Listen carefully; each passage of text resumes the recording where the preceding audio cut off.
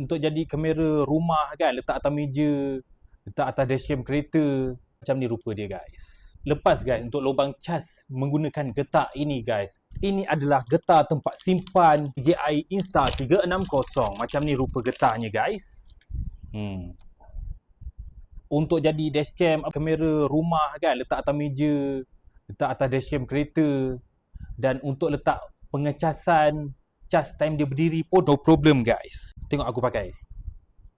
Ngam-ngam soy guys. Macam ni rupa dia guys. Macam-macam guna ni, bukan sekadar cas saja guys. So nak cas, lepas guys untuk lubang cas menggunakan getah ini guys. Ada yang tak pakai bateri, terus direct pelak dan guna jadikan kamera dashcam kereta anda, no problem guys. Cocok sahaja USB dan cocok cas.